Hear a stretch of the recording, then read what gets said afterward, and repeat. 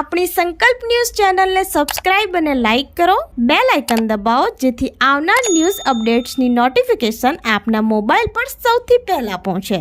Like, subscribe and share the video. નમસ્કાર દર્શક મિત્રો, હું છું પૂજા ટંડેલ. સંકલ્પ ન્યૂઝમાં આપનું સ્વાગત છે. સમાચારની શરૂઆત કરતા પહેલા એક નજર આજના મુખ્ય સમાચાર ઉપર. વલસાડના કોસંબા ગામે એક મકાનમાં ભીષણ આગ લાગતા ઘરવખરીનો સામાન બળીને ખાખ. નળિયાવાળું મકાન હોવાથી કલાકો નીચે મતે આગને કાબૂમાં લેવાઈ. આગ લાગવાનું કારણ અકબંધ. વલસાડના કોસંબા ગામે એક મકાનમાં અચાનક આગ ફાટી નીકળતા ભારે ભાગદોડ મચી જવા પામી હતી. ઘટના સ્થળેથી મળતી માહિતી મુજબ વલસાડના કોસંબા ગામે પારધી ફળિયા તેપાર આરાધના સ્ટ્રીટમાં રહેતા અને નિવૃત્ત સીમેન તરીકે રેશભાઈ કિશનભાઈ ટંડેલના ઘરે બપોરના સુમારે ઘરના સભ્ય બાજુના મકાનમાં ગયા હતા અને તેમના મકાનમાં તાળું મારેલ હતું. તે અરસામાં તેમના મકાનમાં અચાનક આગ ફાટી નીકળતા આસપાસના રહીશો તાત્કાલિક દોડી આવ્યા હતા અને આગ ઉપર કાબુ મેળવવા માટે પ્રયાસો કર્યા હતા, પરંતુ આગ એટલી વિકરાળ હતી કે જોતજોતામાં આખા ઘરમાં આગ ફેલાઈ ગઈ હતી. ઘરમાં મુકાયેલું આખા વર્ષનું અનાજ ગામમાં બળીને ખાખ થઈ ગયું હતું. આગ કાબુમાં નહીં આવતા મકાનમાં મૂકેલો અન્ય સામાન ગામના યુવાનોની મદદથી બહાર કાઢી લેવામાં આવ્યો હતો, પરંતુ આગમાં મોટે ભાગનો સામાન બળીને ખાખ થઈ ગયો હતો. આ બનાવમાં કોસંબા ગામના સરપંચ કિરીટભાઈ ટંડેલ, મગનભાઈ ટંડેલ, ભૌમિક પટેલ ઉર્ફે કાલુ, જયંતિ લલ્લુ સહિત ગામના આગેવાનો અને આસપાસના યુવાનોએ ભારે જહેમત ઉઠાવી હતી. આ સાથે વલસાડ ફાયર બ્રિગેડની ટીમ પણ આગ ઓલવવા માટે પ્રયત્નો કર્યા હતા, પરંતુ નળિયાવાળું મકાન હોવાથી આગને કાબુ મેળવવામાં આશરે 1.5 થી 2 કલાકનો સમય લાગ્યો હતો.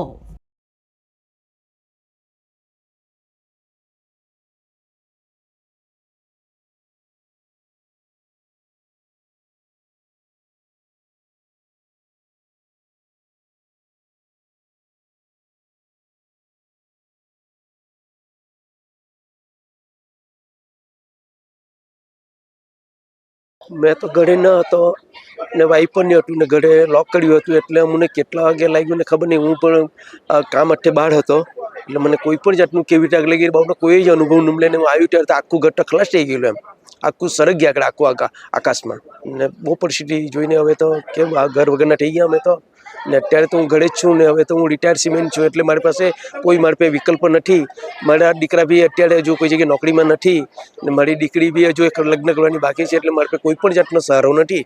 એટલે હું તો એકદમ લાચાર થઈ ગયો હવે તો આમ ઘર જોઈને. હવે શું કરીએ, હવે આમ ભવિષ્યમાં શું થશે હવે. ને મારી ફેમિલી અટવાઈ પડી છે. પપ્પા બી નથી, પપ્પા બી 50 વર્ષ પહેલાં એક્સપાયર થઈ ગયેલા, એટલે હવે આજે મારી પાસે કોઈ પેલું નથી. હવે વાપી ઇન્ડસ્ટ્રીયલ એક્સટેન્શનમાં બેસ્ટ પેપર મિલમાં ભીષણ આગ લાગતા દોડધામ. ધુમાડાના ગોટે ગોટા નજરે પડતા ફાયર બ્રિગેડની ટીમ આવી પહોંચી. આગનું કારણ અકબંધ. વાપી ઇન્ડસ્ટ્રીયલ એક્સટેન્શનમાં આવેલ બેસ્ટ પેપર મિલમાં ભીષણ આગ લાગતા દોડધામ મચી જવા પામી હતી.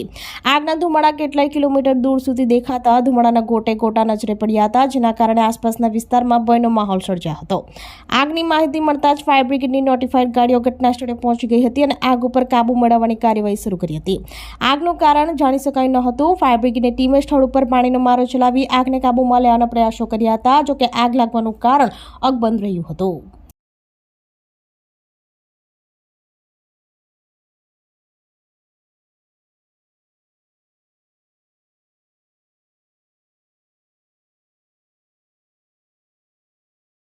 વલસાડના ચીપાડાના બજાર ખાતે ચીપાડ કરનારા ઉપર બ્રિજ બનાવવાની માંગ ઉઠી. વેપારીઓ, સરપંચ અગ્રણીઓ સાથે મીટિંગ યોજી મુખ્યમંત્રી અને નાણામંત્રીને રજૂઆત કરી. વલસાડના ચીપાડ ડાણા બજારના વેપારીઓ, સરપંચ અને સામાજિક અગ્રણીઓ સાથે મીટિંગ યોજી ચીપાડ ગરનારા પર ઓવરબ્રિજ બનાવવાની માંગ કરી હતી. સમગ્ર મામલે મુખ્યમંત્રી અને નાણામંત્રીને પણ રજૂઆત કરાઈ. 40 થી વધુ ગામના લોકોને ચોમાસા દરમિયાન ગરનારાઓ બંધ રહેવાને કારણે 8 થી 10 કિલોમીટરનો ચક્રાવો રહે. આગામી દિવસોમાં બ્રિજ બને તો આ તમામ ગામના લોકોને રાહત થશે હોવાનું જણાવ્યું હતું. વલસાડના ચીપાડ ડાણા બજાર ખાતે આવેલ ચીપાડ ગરનારા ઉપર બ્રિજ બનાવવાની માંગ ઉઠી છે.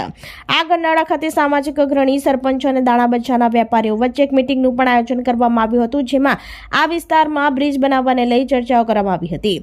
વેપારી સહિત તમામ લોકો આ વિસ્તારમાં બ્રિજ બનવાથી ઘણો ફાયદો થાય તેવું જણાવ્યું હતું. સાથે ચોમાસા દરમિયાન 40 ગામના 1 લાખથી વધુ લોકોને વલસાડ શહેરમાં પ્રવેશવા માટે 8 થી 10 કિલોમીટરનો જે ચક્રાવો પડે છે તેમાંથી મુક્તિ મળશે તેવું પણ જણાવ્યું હતું. સમગ્ર મામલાને લઈ સામાજિક અગ્રણીઓ દ્વારા બ્રિજ બનાવવાની માંગને લઈ મુખ્યમંત્રી અને નાણામંત્રીને પણ રજૂઆત કરી હોવાનું જણાવ્યું હતું અને તાત્કાલિક ધોરણે આ વિસ્તારમાં બ્રિજ બનાવવાની કામગીરી શરૂ કરવામાં આવે તેવી માંગ કરવામાં આવી હતી. હાલ સામાજિક અગ્રણીઓ સાથે સરપંચ અને વેપારીઓ દ્વારા આ બ્રિજ બનાવવાની માંગ કરવામાં આવી રહી છે. અત્યારે તો સરકાર બધી જ જગ્યાએ ઓવરબ્રિજ બનાવે છે, કોઈ જગ્યાએ એવી નથી. બધી રેલવે ફાટક પરથી બી ઓવરબ્રિજ બધે બની ગયા છે ને અમારા અનાજ બજારમાં અત્યારે એટલી બધી તકલીફ છે. એક તો આ જે સ્મશાન ભૂમિવાળો રોડ છે તે બી પાછો બનવાનો છે અને તેના લીધે હવે ખેરગામ જવાવાળાને બી તકલીફ પડવાની છે. તો એક છિપ્પાડમાં એક આખો ઓવરબ્રિજ જો બનાવવામાં આવે, કારણ કે ઘણી વેહિકલ આવે છે, છિપ્પાડમાં પાણી પણ ઘણું ભરાય છે અને મોટી મોટી ગાડી આવે ને ઓવરબ્રિજ જો બની જાય તો ગામમાં ઉપરથી ગાડી નીકળી જતી હોય તો બીજાને કોઈ તકલીફ ઓછી થાય. પણ આ વહેલામાં વહેલી તકે આ ઓવરબ્રિજ બનાવવાની હું મારી સૂચના. અત્યારે તો વેપારી બજારમાં તો ઘણી વખત આ ચોમાસામાં પાણી પણ ભરાઈ જાય છે, મોટી મોટી ગાડીઓ આવે છે, એટલું બધું ખોદકામ થાય અને આ મોટી ગાડી આવવાના ઘડી ઘડીએ ટ્રાફિક પણ જામ થઈ જાય છે. એ ટ્રાફિક નહીં જાય, આખો જો ઓવરબ્રિજ બની જાય તો થોડી સગવડ ઘણાને મળી જાય અને ગાડી મોટી આવે એ હિસાબે ઘણી થોડી તકલીફ પડે છે. આ વાંસદા ખેરગામ વલસાડ હાઈવે રોડ આવેલો છે, જે આ વલસાડનું અંડરપાસ ખૂબ નાનું છે અને એમાં ચોમાસા દરમિયાન પાણી પણ ભરાઈ જાય છે. તો ટૂંક સમયમાં આપણો જે ફોરલેન ગુલાબ સુધી બન્યો છે અને જે નદી પર હાલમાં ઓવરબ્રિજ બની રહ્યો છે, તો એને ધ્યાનમાં લઈ આ બ્રિજ પણ સાથે બની જાય તો આવનાર લોકોને ખૂબ સરળતા અને સારું રહે અને ખૂબ વલસાડના વેપારીઓ તથા વલસાડ આવવા જવા માટે મોટી હોસ્પિટલો વલસાડ આવેલી છે, શાળાઓ પણ આ એક 44 ગામોને જોડતું હોસ્પિટલો હોય કે શાળાઓ હોય કે વલસાડ નાના મોટા કામ માટે પણ વલસાડ જવાનું હોય તો ચોમાસા દરમિયાન ખૂબ પરેશાની ઉઠાવવી પડે છે. તેમજ આ દરેક નાના મોટા કામ કે ઉદ્યોગોને પણ આજુબાજુના વિસ્તારમાં આવેલા છે, તો વલસાડ સાથે કનેક્ટિવ છે, તો આવવા જવા માટે ખૂબ જ તકલીફ પડે છે. જો આ ઓવરબ્રિજ છિપ્પાડનો ઓવરબ્રિજ જો બની જવામાં આવે તો વલસાડવાસીઓ તથા આજુબાજુના ગામવાસીઓને ખૂબ સારી રાહત મળે અને અવર જવર માટે ખૂબ શાંતિ થઈ જાય. આ બાબતે ઘણી રજૂઆતો કરવામાં આવી છે અને આ બાબતે ઉપલા લેવલે કંઈ ચર્ચા બી થઈ છે. તો આ જલ્દીથી જલ્દી આનો પણ નિકાલ આવે અને સરકારશ્રી આ ખાસ ધ્યાન પર લે અને ટૂંક સમયમાં આ બ્રિજનું નિર્માણ કરવામાં આવે તો લોકોની સમસ્યા દૂર થાય. વલસાડ શહેરને જોડતો આ એક મહત્ત્વનો માર્ગ છે જે છિપ્પાડ ગરનાળા તરીકે ઓળખાય છે. વલસાડ ખેરગામ અને વાંસદાના લગભગ 1 લાખથી લોકો દરરોજ વધારે લોકો અહીંથી અવર જવર કરે છે. આ મામલે ખેરગામ વિસ્તારના ભાજપ અગ્રણીઓએ ગત મંગળવારે રાજ્યના મુખ્યમંત્રી અને વલસાડના પોતાના નાણામંત્રી એવા કનુભાઈ દેસાઈને રૂબરૂ મળીને આ ઓવરબ્રિજની કેટલી જરૂરિયાત છે અને એને લીધે કેટલી તકલીફો પડે છે એ બાબતે રૂબરૂ માહિતગાર પણ કર્યા અને લેખિત રજૂઆત પણ કરી છે.